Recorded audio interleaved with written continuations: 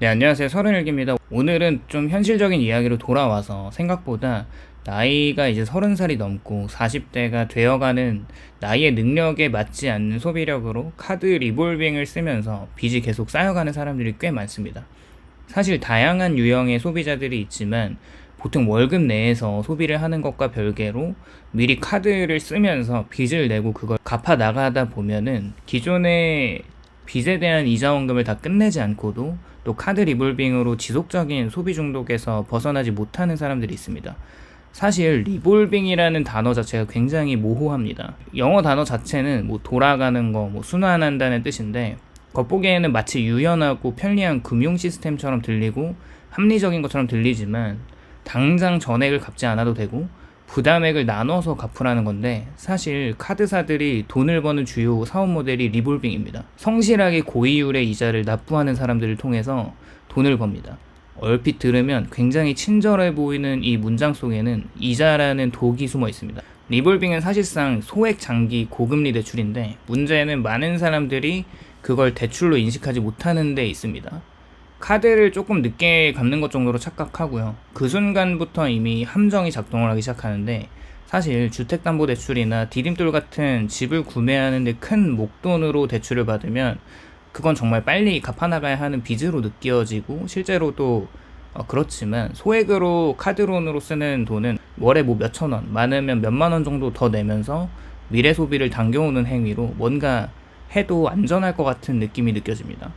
리볼빙이 무서운 이유는 단순히 이자율 때문이 아닌데 그게 인간의 심리 구조를 정확히 파고드는 금융장치이기 때문입니다. 인간은 지금의 고통보다 나중의 고통을 덜 두려워하고 즉 미래의 손실을 과소평가하고 현재의 쾌락을 과대평가합니다. 이게 바로 행동경제학에서 말하는 시간 할인 편향인데요. 리볼빙은 이 심리를 완벽히 이용합니다.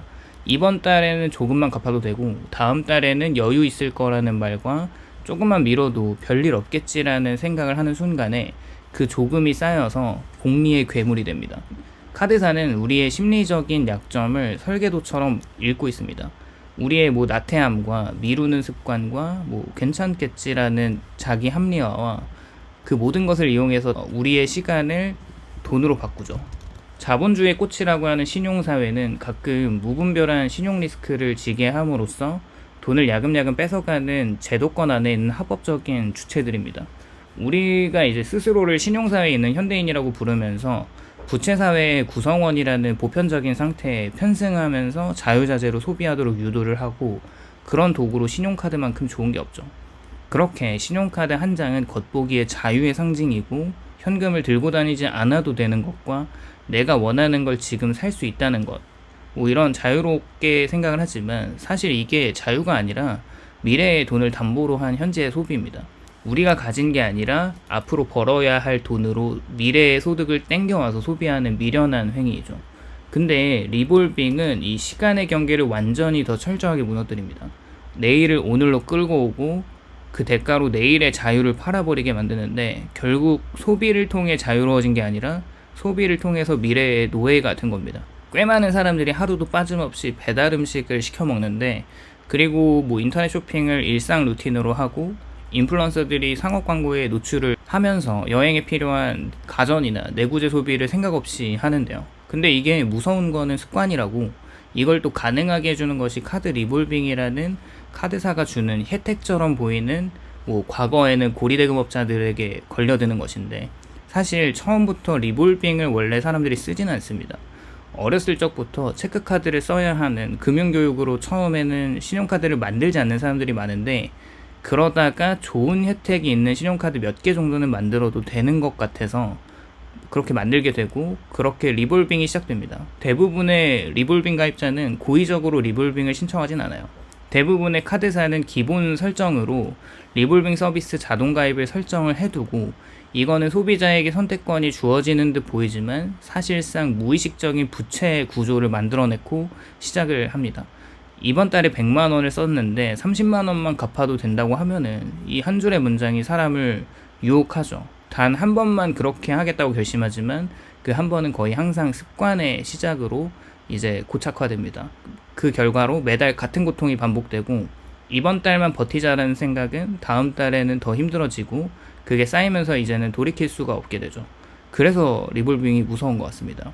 일시적인 파산이 아니라 천천히 진행되는 인생의 부식이고 나도 모르는 시간에 경제력이 서서히 잠식되어 가는 것을 보면 몸속에서 암세포가 퍼져나가는 것과 유사한 것 같기도 합니다. 리볼빙의 구조적 잔혹함을 생각해보면 이 금리는 굉장합니다. 보통 연에 15에서 20% 수준이고요. 이게 법정 최고금리 근처에 가 있으니까. 그런데 소비자는 그걸 이자로 느끼지 않죠. 이유는 단순합니다. 이자가 따로 청구되지 않고 다음 달 결제 금액에 포함되기 때문에 그래요. 뭐 10,000원을 리볼빙으로 긁으면 사실 15%면 1,500원의 이자인데 이걸 뭐 내면은 별거 아닌 거라고 생각을 할 수 있죠. 즉 우리가 고통을 직접 인식하지 못한 채 매달 눈에 보이지 않는 빚의 복리구조 속에서 점점 더 깊은 수렁으로 빠져듭니다. 이게 마치 모래늪과 같은데 발을 조금만 담그면 아무 일도 없는 듯 하지만 조금만 더 앞으로 들어가면 발목이 차고 허리가 차고 그리고 결국 이제 몸통까지 차고 숨통까지 잠깁니다. 카드 리볼빙을 쓰면서 다짐하는 생각이 있긴 해요. 그거는 나는 그렇지 않을 거야 라는 착각인데 리볼빙을 사용하는 사람들은 스스로 나는 통제할 수 있고 다음 달에는 정리할 거고 별일 없을 거야 라는 것인데 이게 조금 과하게 생각하면 도박 중독자와 심리가 좀 같습니다. 자신이 통제하고 있다는 믿는 그 순간부터 이미 시스템에 의해 통제당하고 있는 거죠. 리볼빙이 자기 자신만의 능력을 먹고 자라는데 처음에는 유연한 결제였지만 나중에는 그 미래의 시간을 팔아넘긴 계약으로 바뀌고요. 카드사들은 고객들에게 리볼빙을 해서 신용등급에 영향이 없다고 말을 합니다. 하지만 현실은 정반대이고 리볼빙을 정기적으로 사용하는 사람은 항상 상환 능력이 부족한 소비자로 분류되고 신용평가 알고리즘은 이미 그런 패턴을 감지하고 있어서 결과적으로 리볼빙을 자주 쓰는 사람은 대출 한도, 금리, 신용점수 모든 면에서 불이익을 받습니다. 즉 카드사가 우리의 신용을 잠식시켜 놓고 다시 빌미로 더 높은 금리를 매기면서 이윤을 챙겨가는 거죠. 그렇게 다시 생각을 해보면 리볼빙은 고통을 풀어주는 게 아니라 고통을 미루는 제도입니다. 하지만 인간의 삶에서 미뤄진 고통은 항상 더 큰 형태로 돌아오고 이게 마치 통증이 있을 때 진통제를 먹는 것과 같은데 통증은 줄긴 하지만 염증이 더 깊이 퍼지면서 리볼빙 같은 경우는 우리의 재정 문제를 해결해 주진 않죠. 그저 다음 달의 문제로 시간을 이동시킬 뿐이고 그 사이에 이자가 눈덩이처럼 불어납니다. 문제의 본질은 더 커지게 되는데 리볼빙으로 인생이 망한 사람들의 공통점은 단 하나입니다. 처음에는 별거 아니었지만 100만원이 200만원이 되고 200만원이 400만원이 되고 그렇게 해서 2, 3년이 지나면 더 이상 갚을 수 없는 구조로 빠집니다. 이때 가장 무서운 거는 돈이 아니라 정신적인 붕괴도 같이 오는 건데 리볼빙은 카드사의 입장에서 생각을 해보면 이 사업은 황금알을 낳는 구조이죠. 그분들은 우리가 한 번이라도 연체하지 않기를 바라고요. 왜냐하면 연체 전 단계가 가장 이익이 크기 때문이죠. 매달 이자를 꼬박꼬박 내고 신용불량자는 또 아니니까 카드사는 리스크가 또 없고 스스로를 정상적인 소비자라고 착각하게 만들죠. 즉 리볼빙은 카드사가 만든 가장 완벽한 착취의 모델이고 우리가 파산하지 않게 하지만 절대 자유로워질 수 없게 설계되어 있습니다. 돈을 좀 공부하다 보면은 리볼빙이라는 것을 언뜻 들었다면 절대 손발을 걸치지 않을 거고요. 리볼빙의 희생자 대부분이 금융을 좀 모르는데 이자 계산법을 모르고 복리의 위력을 모릅니다. 학교에서는 가르쳐주지 않는 것이고 사회는 일부러 침묵하기 때문에 그렇죠. 지식의 부재는 언제나 가장 비싼 대가를 요구하고 리볼빙은 바로 그 무지의 대가를 수치화하는 시스템이죠. 사실 부자들은 뭐 말할 것도 없이 그 리볼빙을 거들떠보지 않습니다. 돈이 단순히 많아서가 아니라 그분들은 시간의 가치를 알기 때문이고 그렇게 돈을 미루는 게 아니라 시간을 판다는 것을 생각을 하는 거죠. 즉 자신의 미래를 할인해서 현재를 소비해서 행위하는 것이고 부자는 시간을 사고 가난한 사람은 시간을 파는 걸 보면 리볼빙은 그 경계를 가장 극명하게 드러내는 도구이죠. 결론적으로 리볼빙은 한순간의 선택으로 시작이 되지만 그 선택은 우리의 인생 구조를 바꾸게 됩니다. 한 달의 이제 편안함을 위해서 몇 년의 자유를 잃게 되는 걸 보면 이건 단순히 금융 상품이 아니라 인간의 심리와 제도를 이용한 합법적인 중독 시스템인 것 같습니다.